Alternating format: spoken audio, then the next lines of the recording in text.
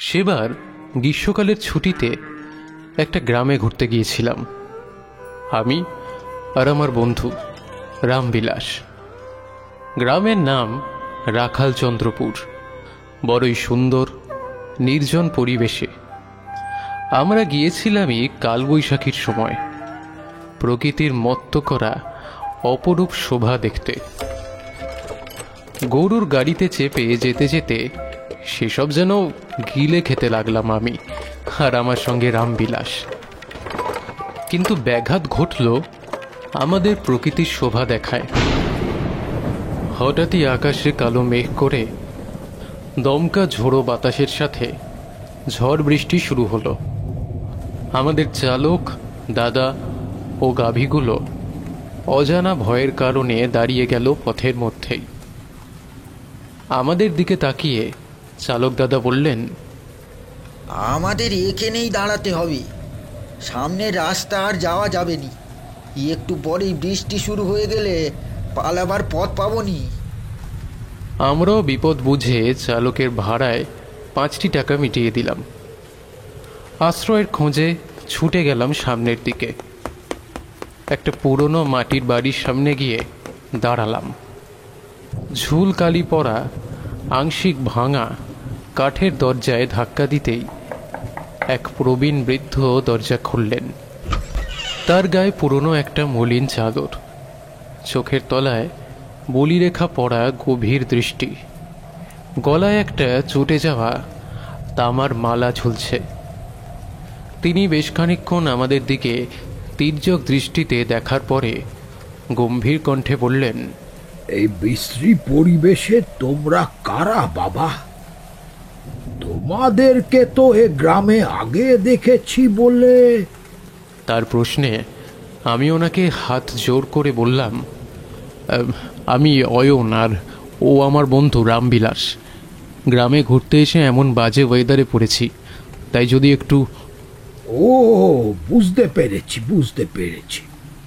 আর বলতে হবে না, বাইরে থাকলে অসুখ হয়ে যাবে। এসো দেখি, ভিতরে এসো। আমরা মাথা নিচু করে ভিতরে ঢুকলাম। পুরনো মাটির মেঝে, কাঠের চৌকি, কোণে রাখা একটা হ্যারিকেন, তাতে খুব মৃদু আলো জ্বলছে। বৃদ্ধ আমাদের বসতে দিলেন। কিছুক্ষণ পরে জিজ্ঞাসা করলাম, আচ্ছা, আপনি কি এখানে একাই থাকেন? একলা মানে? অতীত তো আমাদের সাথেই আছে বাবা, একলা আর হলাম কই। তার কথায় অবাক হয়ে আমি আর রামবিলাস একে অপরের দিকে তাকালাম। কি ভাবছো? অতীত আমাদের সঙ্গে কিভাবে থাকতে পারে, তাই তো? অতীত মানে আগে যা ঘটে গেছে তাই, কিন্তু একদিক দিয়ে দেখলে অতীতে ঘটে যাওয়া ঘটনার স্মৃতি আমাদের কি ছেড়ে চলে যায়? সে তো থেকে গেছে আমার তোমার সবার সাথে। এই যেমন দেখো না, এই সময়ে তোমরা যে স্থানে বসে আছো সেটা আজ থেকে বহু যুগ আগে ছিল ডাকাত দলের আখড়া। আর এই বাড়ি একটা সময় ছিল তাদের গা ঢাকা দিয়ে থাকার ঝুপড়ি জায়গা। তোমরা যেখানে এখন বসে আছো সেখানে আগে থাকতো ডাকাতির পরে লুণ্ঠন করে নিয়ে আসা লুণ্ঠিত সব সামগ্রী। কালী ডাকাত। এই বলে তিনি আমাদের শোনালেন ভয়ঙ্কর এক ডাকাতের গল্প। তার আসল নাম জানা যায় না। এক সময় এই অঞ্চলে তার নাম শুনলেই মানুষের গায়ের রক্ত বরফের মতো হিম হয়ে যেত। তাকে সে সময়ের মানুষজন কালান্তক ডাকাত নামেও ডাকত। কালান্তক কারণ তিনি মা কালীর উপাসক ছিলেন। বিশেষ বিশেষ দিনে কালান্তক কালী ডাকাত ছদ্ম নামে ডাকাতি করত গভীর রাতের অন্ধকারে। সুদীর্ঘ সুঠাম বলিষ্ঠ পর্বতের মতো তার চেহারা। কালী ডাকাত সন্ধ্যা থেকে মাঝরাত অবধি মা কালীকে সাধনা করে তার দলবল নিয়ে ডাকাতি করতে যেত প্রতি পূর্ণিমা এবং অমাবস্যার রাতে। সঙ্গে থাকতো লেঠেল বাহিনী। তলোয়ার, বল্লম আর রণপা। রনপা কি জিনিস? রণপা হলো এক বিশেষ শক্ত কাঠ দ্বারা নির্মিত লম্বা বস্তু, যা ডাকাতরা ডাকাতি করতে যাবার সময় তারা ব্যবহার করত। এই রণপায়ে চেপে তারা অন্ধকারের পথ অতি অনায়াসে পাড়ি দিত। তবে সে বস্তু ব্যবহার করা অত্যন্ত কঠিন, যা চাইলেই তুমি বা আমি পারবো না। তার জন্য প্রয়োজন পর্যাপ্ত পরিমাণের প্রশিক্ষণের। বয়স্ক বৃদ্ধ বলে চললেন তার পরের ঘটনা। সেদিন নিশীথ রাত্রি, রাতের আকাশ প্রায় অন্ধকার। গহীন অরণ্যের আধার থেকে ছায়ার মতো একে বেঁকে বেরিয়ে এলো কালী ডাকাত ও তার দল। সেই ভয়ঙ্কর ডাকাত, যার নাম শুনলে শির দাঁড়া দিয়ে ঠান্ডা স্রোত নেমে যায়।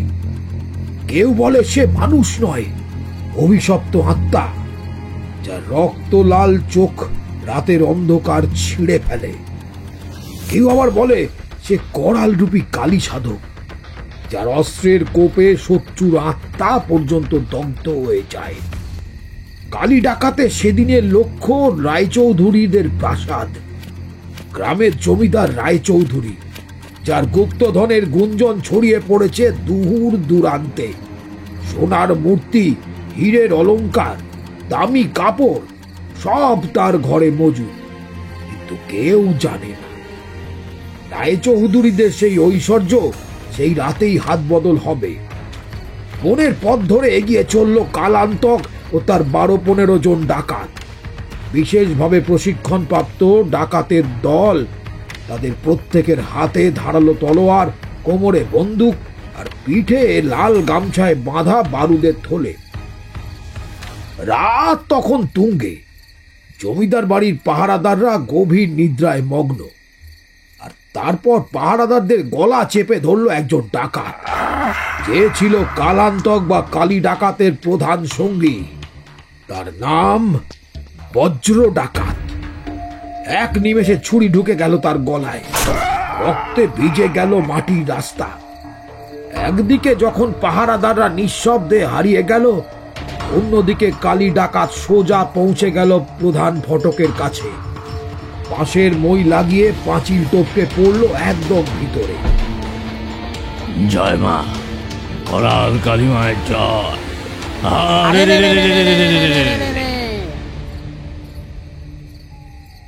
শব্দে মুখরিত হয়ে উঠল গোটা ডাকাত দল। একটা ফিস ফিস আওয়াজে তলোয়ার উঁচিয়ে এগিয়ে চলল ডাকাতের দল।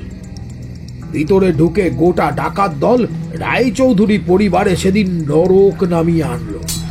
কারণ রায়চৌধুরী পরিবার ছিল প্রচন্ড প্রভাবশালী পরিবার এবং গ্রামের মানুষদের উপর তাদের ব্যাপক পরিমাণ অত্যাচার চলত।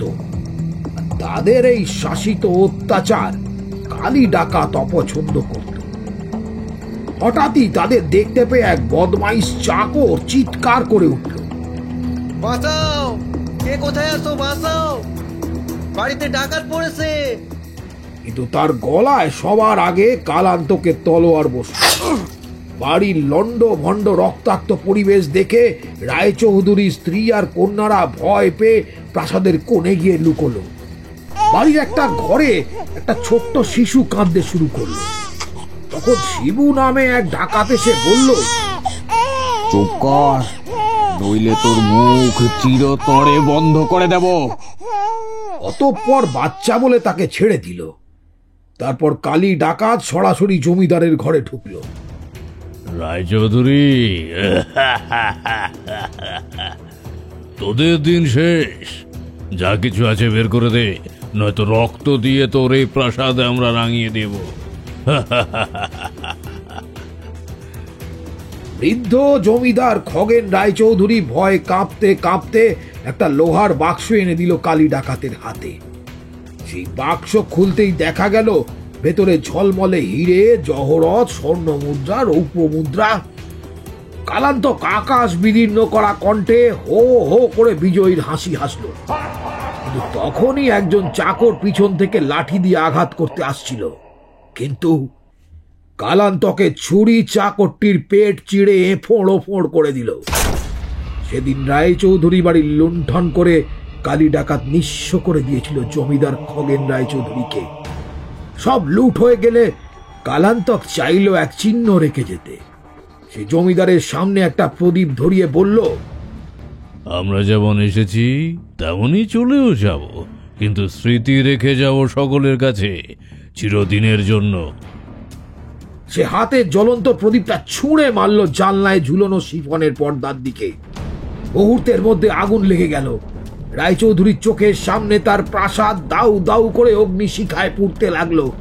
কুণ্ডুলি পাকানো ধূসর ধোঁয়ার মধ্যে দিয়ে কালান্তক আর তার দল মিলিয়ে গেল রাতের অন্ধকারের মতো।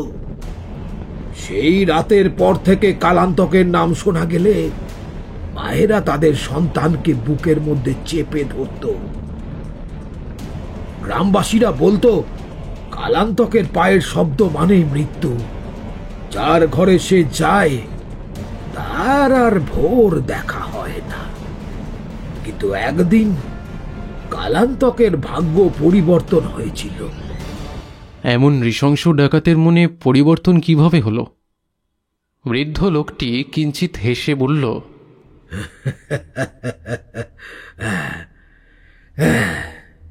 হঠাৎ একদিন গভীর রাতে ডাকাতদের ডেরায় চাঞ্চল্য ছড়িয়ে পড়ল। বাতাসে যেন এক অদৃশ্য আশঙ্কার আগাম ছোঁয়া ছিল।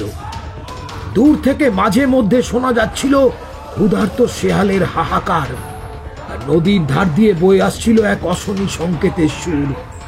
কোনো এক ব্রাহ্মণ পরিবারের ষোড়শী কন্যা কাবেরী সেদিন সন্ধ্যায় গিয়েছিল গঙ্গা স্নানে।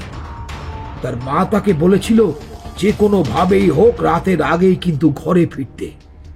কিন্তু ভাগ্যের কি নির্মম পরিহাস! ফেরার পথে হঠাৎই শুরু হলো প্রবল ঝড় বৃষ্টি।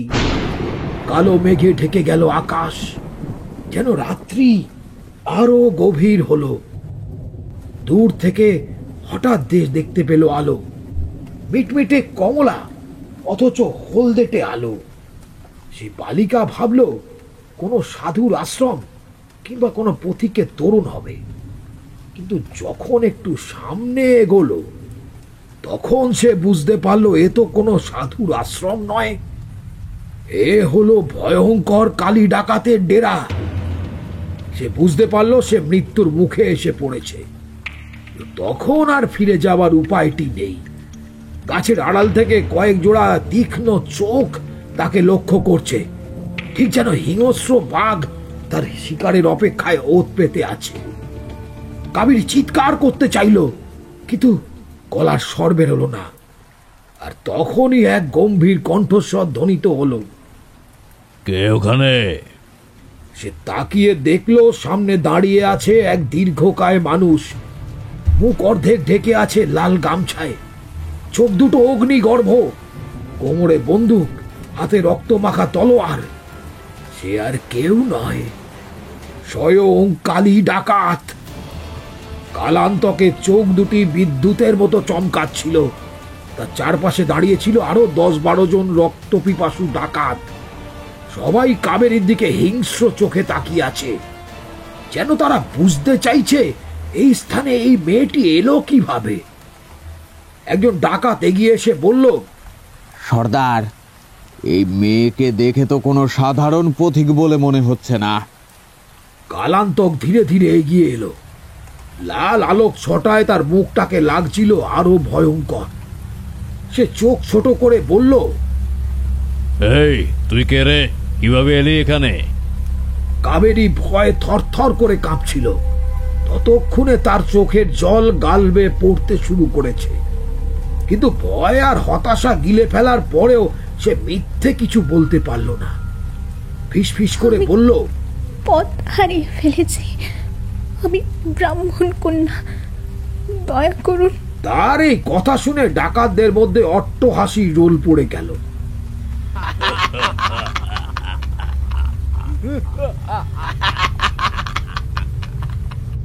কি বললে সর্দার?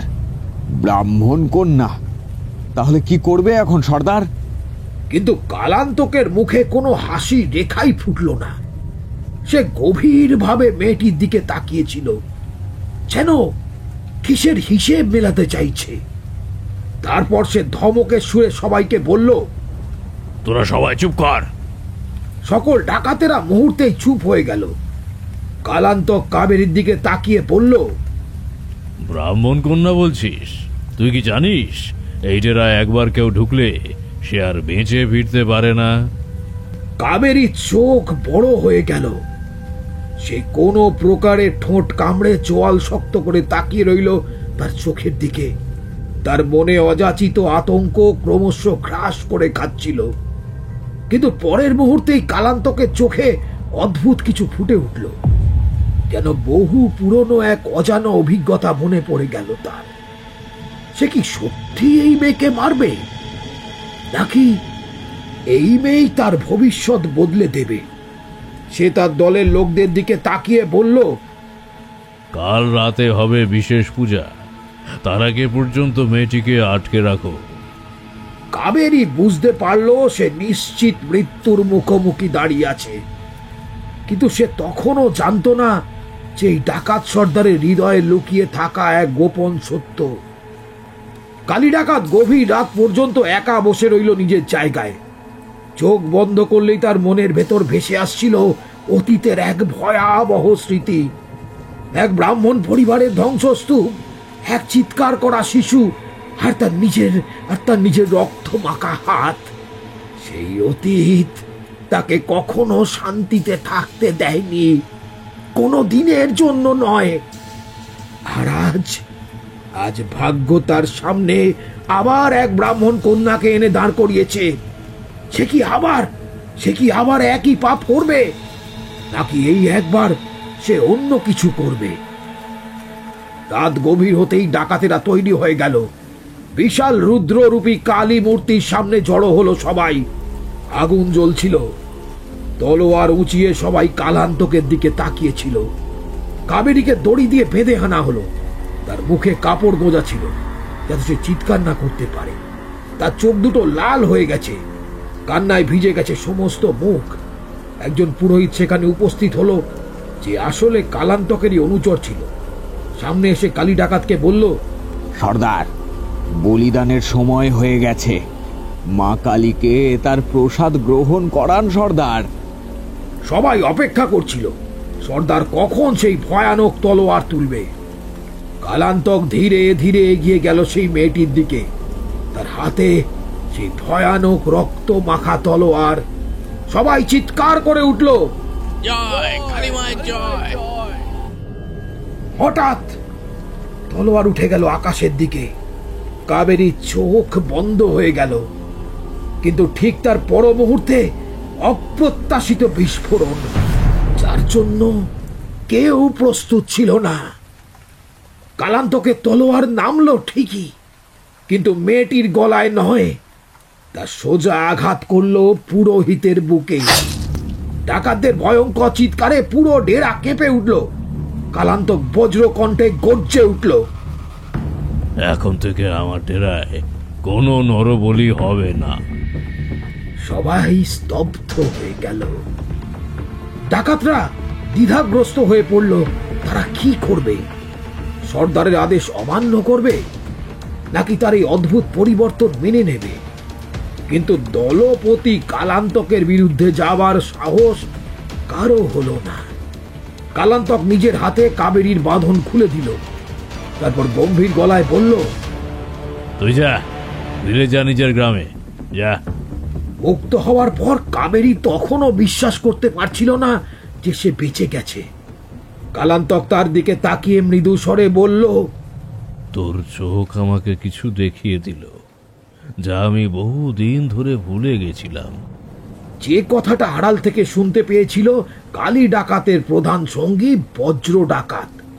সেই রাতে কাবেরী সেখান থেকে দৌড়ে পালিয়ে গেল, কিন্তু গ্রামে ফিরে গিয়ে সে এই ঘটনা কাউকে বলতে পারেনি। তবে সে রাতের পর কালান্তকের ডাকাত দল ভেঙে গেল। সে অজানার পথে হারিয়ে গেল, হয়তো নিজের পাপের প্রায়শ্চিত্ত করতে। ডাকাত দলের কেউ ধরা পড়ে গেল পুলিশের হাতে, নয়তো কেউ আত্মহত্যা করে মারা গেল। অনেকেই লুকিয়ে নিজেদের গা ঢাকা দিল। একমাত্র প্রাণে বেঁচে গেল বজ্র ডাকাত। এরপর কি হলো? কালী ডাকাতে জীবন বদলে গেল। কিছুদিন পর সে ডাকাতি ছেড়ে দিল। একদিন রাতের অন্ধকারে সে হঠাৎ কোথায় হারিয়ে গেল। কেউ বলে সে সন্ন্যাসী হয়ে গিয়েছিল, কেউ বলে সে গোপনে গ্রামবাসীদের জন্য কাজ করে যাচ্ছে। শুধু একটা গল্প থেকে গেল যে কালান্তক কালী ডাকাত এক ব্রাহ্মণ কন্যার জন্য নিজের জীবন বদলে ফেলেছিল। তবে আসল সত্য তা কেউ জানে না। কালান্তক কালী ডাকাত সবার চোখের অলক্ষ্যে তার পুরনো ডেরায় ফিরে আসে একদিন মধ্যরাতে। কোনো এক ভয়ঙ্কর ভুলের অনুশোচনায় ভুগছিল ভীষণভাবে। সেদিন রাতে মা কালীর বিগ্রহের সামনে বসে অনর গলা কণ্ঠ মদ্যপান করে প্রলাপ বকছিল। তারপর হঠাৎই সে তার হাতে তুলে নেয় বিগ্রহের সুতীক্ষ্ণ খড়গ।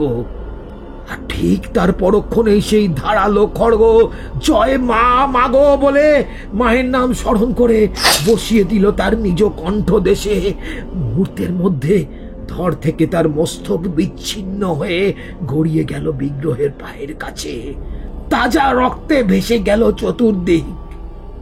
কালী ডাকাত এইভাবেই তার জীবন বলি দেয় মায়ের চরণে। কিন্তু আপনি এত কিছু ঘটনা জানলেন কিভাবে? বৃদ্ধ আবারও কিঞ্চিত হাসলেন, তারপরে বললেন, কোন ঘটনা কখন মানুষকে পরিবর্তন করে দেয় কেউ বলতে পারে না। কখনো কখনো একটি মাত্র কাজই মানুষকে বদলে দিতে পারে। আর আমি সেই পরিবর্তিত মানুষের প্রধান সঙ্গী। মানে? এককালে আমি ছিলাম সেই বজ্র ডাকাত, যে ছিল দুর্ধর্ষ পরাক্রমশালী কালান্তকের মূল সঙ্গী।